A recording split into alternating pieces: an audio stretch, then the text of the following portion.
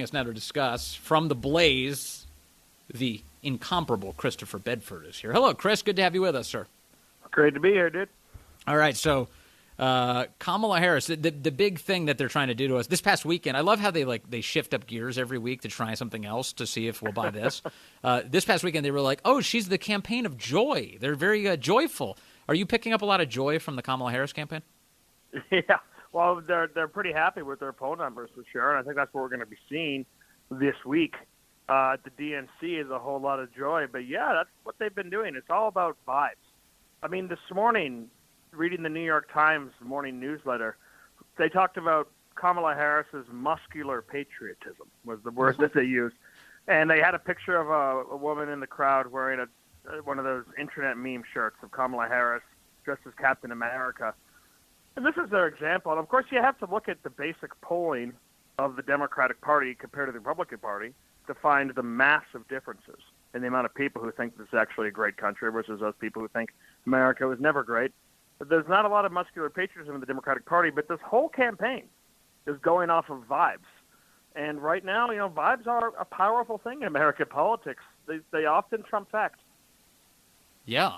Muscular patriotism. When I hear the New York Times herald Kamala Harris's muscular patriotism, that scares the living daylights out of me. You know what that sounds like to me? That sounds like a drone strike on my house. That's like, what are they even talking about? All right, so Kamala Harris, muscular, patriotic.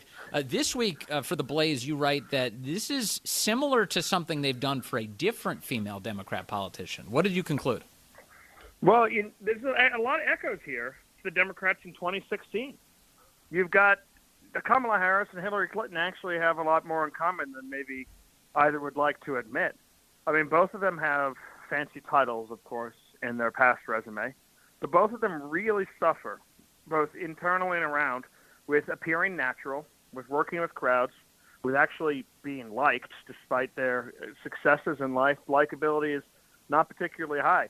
Both of them really are running on those vibes. Remember, Hillary Clinton was all about, I'm with her, and here's a picture of her holding the BlackBerry with sunglasses. And both of them really did also represent the status quo. They were representative of the ruling regime. They're representative of Hillary, of Barack Obama's legacy, Kamala Harris of the incumbent president, Joe Biden, who's going to be handing the crown to her tonight at the DNC.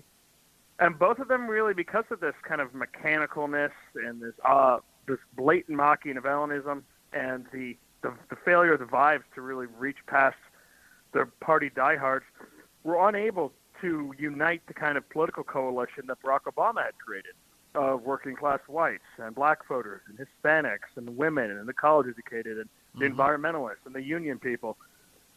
They don't have that magnetism that Obama had, and they'll suffer for that potentially if Donald Trump is able to counter with the kind of campaign he ran in 2016. Well, in 2016, President Trump does win by slim margins, but he wins. So I guess one of the happy notes of your comparison is it's happened before. Do you think it can happen again? Yes. I don't think that I'm not black-pilled at all on this election. I mean, it's a hard crash for Republicans to go through from that week at the RNC after the failed assassination attempt, after the Joe Biden's, the president's infirmities, after that debate. For that week, Republicans are feeling like Democrats feel, which is everything's going our direction. Everything is going to be great. The march of history goes on. Well, that was a very foreign feeling to a lot of Republicans. And now, with Kamala Harris in there, it is back to reality. So it can be a bit of a hangover. It's a real race now. But if Donald Trump is able to do what he did in 2016, which is make it about a broader movement, make it about the economy, make it about the incumbent, kind of do what he did from his speech at Bedminster last week when he said, how bad this economy is. You know what it's like to have President Kamala Harris. Right now you have Vice President Kamala Harris. Yes. If he's able to do that as opposed to focus on phone calls and personal grievances, of which he has many justified personal grievances, if he's able to talk about those issues, I think he could win this campaign for certain. Yeah, and also, not all of his grievances are unappealing to hear about. I mean, a lot of voters are drawn to him for the fact that they do see him as the victim of an overzealous, hardcore, partisan, weaponized system that's trying to destroy him. They recognize that. It's the reason why throughout all of his time in New York, when he was standing outside of that courtroom, his support only grew because people definitely recognize that. But Trump has a skill that he should flex a lot more. And I think this is the point you're making, which is he's good at connecting with voters. He speaks to their needs when he's at his best, and he's really good at talking to them in person. That's the opposite of Kamala Harris. Kamala's a gaslighter. She pretends she's not even responsible for the current state of the country under the Biden-Harris administration. And she is the most socially dysfunctioned person I've ever seen in American politics. She is not good at communicating with human beings, Chris Bedford. No, she's not at all. She makes DeSantis look like the greatest retail politician in American history. To see that ridiculous show earlier today with all the cameras in there that's done by the campaign to get Kamala Harris and Doug and the vice president hanging out at Sheetz, kind of tossing potato chips back and forth like footballs over the aisle. That's the kind of thing that is totally fake. And you compare that with Donald Trump swinging out for a pizza from the courtroom or visiting some firefighters or going to a bodega. There's no comparison. Yeah. And, Kamala is so kind of disconnected on that. She didn't even, I think, remember that her administration is suing the Sheetz gas station chain right now because that gas station chain wants to perform criminal background checks on their employees. And then they're saying that's racist or something, so they're suing them. That's the level of disconnect, and she simply does not have that retail political skill. Also, why did she get regular Doritos? Why not Cool Ranch? Doesn't that say something about her? Since my wife has been pregnant, I have been exploring the aisles of different chip flavors at a much more larger level than ever before because the cravings are real. Yeah. And so it's just, you're right though. The whole thing is just reeks of intense phoniness. This is why I have been and I'll continue to be grateful that Trump raised the issue of her authenticity on that stage with the Black Journalists Association. I thought it was the best. He's like, wait a second, 5 minutes ago she was saying she was Indian. Now she's saying she's black. I happen not to care. I like both of them, but can somebody ask her why she keeps saying all these different things?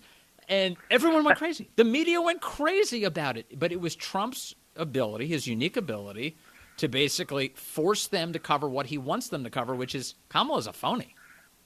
It was old school. It's what I wrote about in The Art of the Donald. His ability to hijack a news cycle through pure outrage. His ability to make Joe and Mika come back from vacation when he was president and with a big countdown timer on MSNBC so they could explain plastic surgery and getting kicked out of Mar-a-Lago.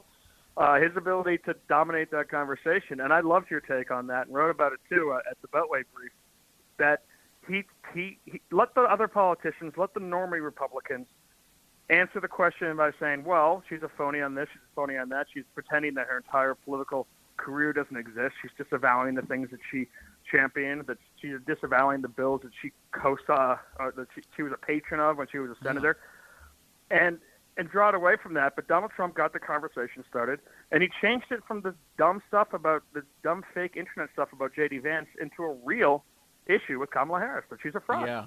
And J.D. Vance, by the way, is like so much more trustworthy than Kamala Harris will ever be in terms of just being close to the levers of power. He's the right guy for the job. It's interesting. One thing I do wonder, like, should it come to pass, and I don't want to get over my skis, but I can't help but think about it. If Kamala Harris loses the election, how awesome will her rage be? The rage will be incredible, and the civil war in the Democrat Party will be unreal. I mean, tonight what we're going to witness is Joe Biden going out as the elder statesman, not necessarily his goodbye speech, but his speech that it will be the most watched of the rest of his presidency and the rest of his life.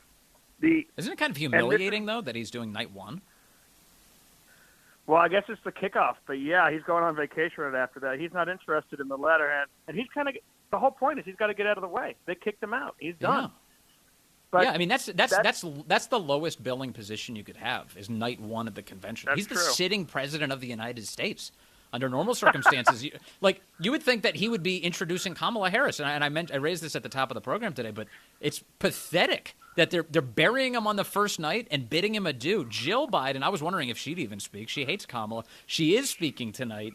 We'll see. I'll be reading her body language to see just how grumpy she is. That is such an excellent point. I hadn't considered that. The short billing that they're giving Biden. And they're going to laud him, and they're going to wave the flag, and they're going to have that muscular patriotism. They're going to say he was a great president. But if Kamala Harris loses, which there's a 50, 60% chance that she does, then he will go down as the old man who hung on too long, the person who crashed the Democratic Party.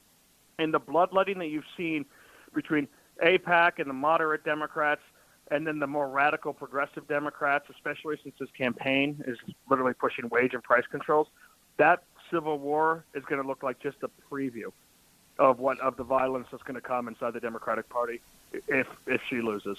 So right now they're trying to project like some sort of unified face or whatever. They're doing an awful job at it, by the way. If you've watched any of the footage from the convention, both last night and today as we speak, how much is this going to blow up in their face, do you think, in the election? The fact that they've got some meaningful percentage of their party that's all in on Hamas and constantly badgering Democrats to join them. I think that'll depend a lot on this week. I mean, to read the campaign propaganda coming out of Politico Playbook this morning, the first 10 paragraphs were this dumb little diary about getting to the DNC and being excited, followed by this story about how the Democrats are so unified. I said, well, really? Explain the 100,000 people who are estimated to be protested against some of the streets of Chicago. I was in Milwaukee. There was literally dozens of protesters. We're talking about up to 100,000 who want to make it like Chicago 1968. And if that happens, that'll kick off this supposedly great weekend of unanimity, or this week of unanimity. And then we'll see what happens, because Israel's working on their peace process. Blinken is over there right now. But Hamas has said they're going to go back to suicide bombing. Someone blew up in Tel Aviv last night. So if Israel ends up going to war with Lebanon, going to war with Iran, or expanding this, the Democrats will suffer for that greatly. Finally, do you think it'll be possible for Kamala Harris to separate herself from the Biden-Harris record? She's attempting to these last 2 weeks in a big way, and I saw that there are some Biden officials who basically told the New York Times, no, she was involved in literally everything. Jeff Zients said the following to the New York Times. He said, quote, "When I started running the transition, the president's first directive to me was the vice president must be involved in every decision that hits his desk from start to finish." It sounds like they're wrapping their arms really tightly around her, including if they sink to the bottom together. Yeah, they're really annoyed at the idea that she would be so disloyal. I mean, they knew that was in her. She called Joe Biden a racist on the campaign trail. I know that primaries can be mean, but That's a pretty serious insult to throw at your future boss. And that Biden is hugging her now and saying, you will continue my legacy, because everything he's looking at right now is kind of a legacy-building movement. Now, I would say that there's no way that could disassociate the vice president from the president, but you and I witnessed the complete and total gaslighting that happened after COVID, where all the policy decisions that ruined people's lives made by administrators and local bureaucrats were just blamed on some ethereal disease. We know that this is the media combined with government is capable of pulling this on the American people and getting away with it. So I wouldn't be surprised anymore. Yeah, if there's one identifiable trend, is that the lies just keep getting more brazen. So they'll say anything. Chris Bedford from TheBlaze, great to have you today as always, sir. Thank you for that.